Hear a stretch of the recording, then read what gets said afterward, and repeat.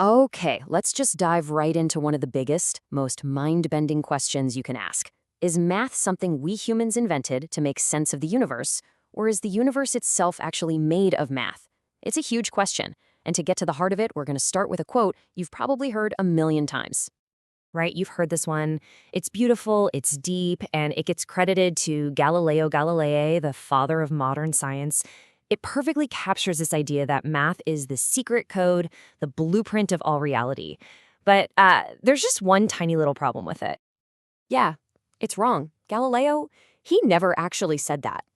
This epic, famous line is basically a myth. It's a paraphrase that just kind of took on a life of its own. So, where did it come from? You're not going to believe this. The most popular source for this quote is a 1959 Disney cartoon, Donald in Math Magic Land. Seriously. The true story, though, what Galileo actually wrote, is honestly so much cooler. So let's get into what Galileo really said, because he wasn't just dropping some poetic one-liner. No, he was making this fiery, passionate argument for a completely new way of seeing the world. Here's the real deal from his book, The Assayer. He says the universe is a grand book, but you can't read it unless you know the language it's written in, and that language is math. He said its letters are triangles, circles, and other geometric figures. Without them, you're just lost. You're just wandering around in a dark labyrinth. For him, math wasn't just a tool, it was the only flashlight we have to find our way out of the darkness.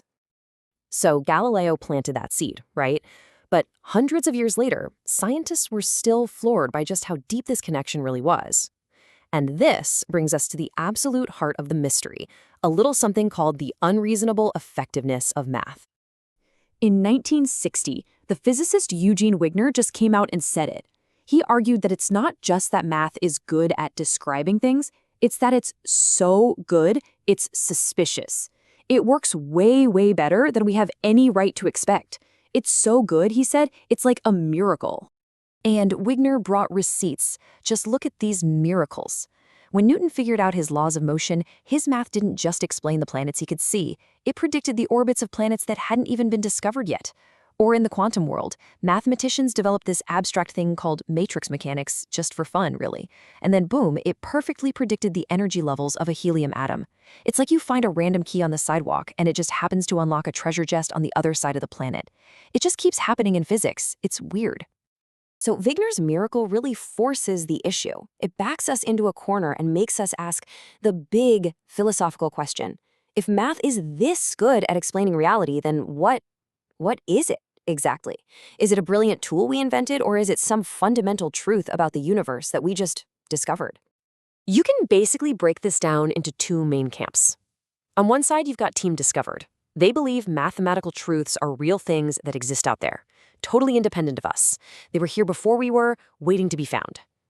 On the other side is Team Invented. They say, nope, math is just a super powerful language, a formal system we humans created to help us label and describe things. So think about it. Is the idea that 2 + 2 = 4 a fundamental law of the cosmos, like gravity?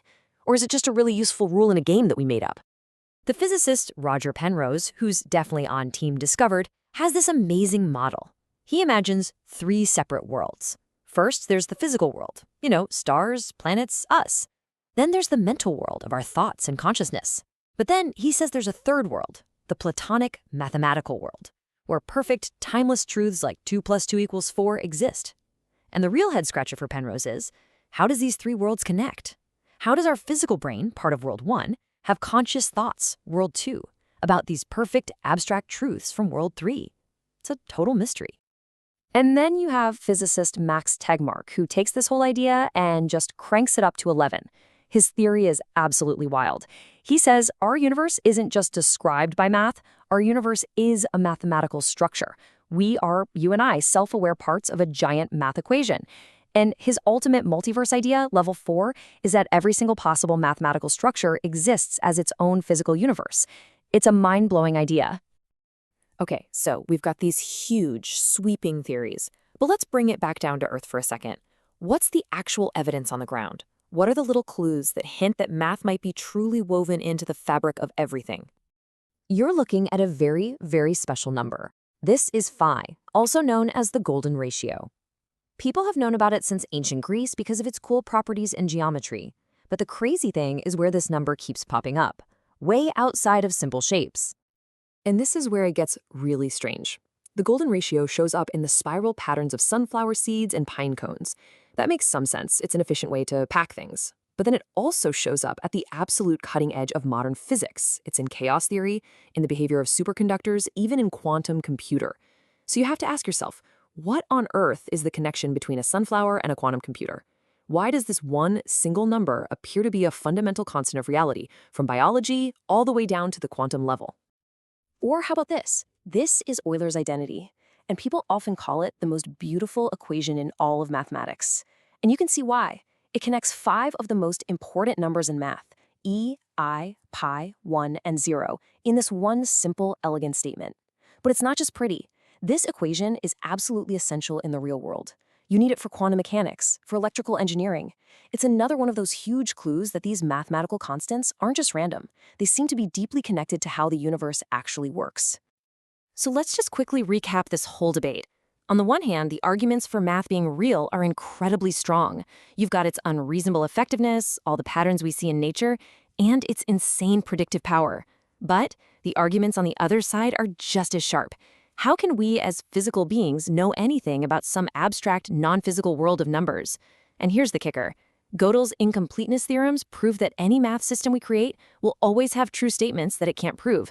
This suggests that math might not be some perfect, complete truth out there, but rather a flawed, limited system that we built. In the end, there's no easy answer. The debate is still very much alive. But maybe we're even asking the wrong question. Maybe the real mystery isn't whether math is invented or discovered. The deeper, crazier question is, why is the universe understandable at all? Why should the physical world of atoms, the abstract world of math, and the conscious world inside our heads have any connection whatsoever?